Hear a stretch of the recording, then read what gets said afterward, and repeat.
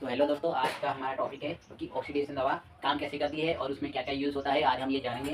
ये बहुत ही खतरनाक दवा है, इसका एडिशन भी हो सकता है और यूएसए में इस पर अभी केस चल रहा है। तो इसके इंक्लूडिंग मुझे लगा कि इसको स्टडी करना चाहिए, तो हम आज इसको स्टडी कर रहे हैं।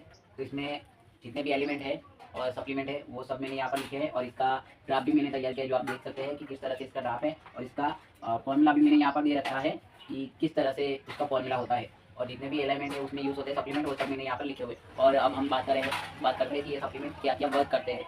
और सबसे पहला सप्लीमेंट है मेथोट्रेक्सिक समूह, जो ये वाला है।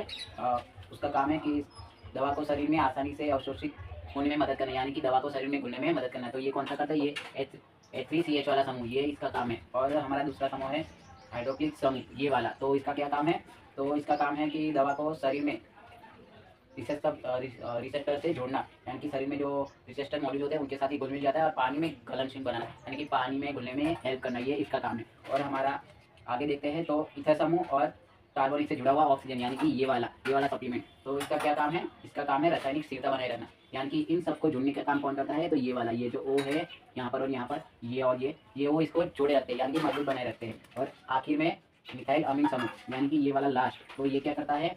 यह दवा को दिमाग में ऑप्टिकल रिएक्टर से जोड़ता है, यानी कि हमारे दिमाग में जो और रिस्पॉन्स करने की जो नसें न्यूरो सिस्टम होता है उसके साथ ये दवा को जोड़ता है, यानी कि ये हमारे जो सिग्नल आ रहे होते हैं दिमाग में दर्द से, उस सिग्नल को रोक देता है, यानी कि एक तरह से ब्रेकर का काम करता है। जैसे फुल स्पीड से कोई चीज़ आ रही है और आगे अगर ब्रेकर आ जाए तो उसको वहाँ पर रुकना पड़ेगा, वैसे ही ये हमारे करंट को जो बहता है, जो दर्द का सिग्नल देता है हमें, वो रोक देता है। तो इसी कारण से हमें दर्द का एहसास नहीं होता। मगर इसमें सबसे बड़ी कमी यह है कि यही मिथाइल अमीन समूह यही लत का भी कारण हो सकता है, इससे एडिशन हो सकता है। सबसे बड़ा कारण यही है। क्यों एडिशन होता है तो इसकी बात करेंगे। तो इसमें जो कंपोनेंट और सप्लीमेंट जो यूज़ होते हैं उसमें अफीन यूज़ होता है, तो इसी वजह से यह एडिशन का कारण बन सकता है। तो हमारा क्वेश्चन है कि दवाई या नशा, और इसका सही आंसर हम अगर सोचें ध्यान से तो हमें मिल जाता है कि अगर थोड़ी मात्रा में लिया जाए ये दवा हानिकारक नहीं है।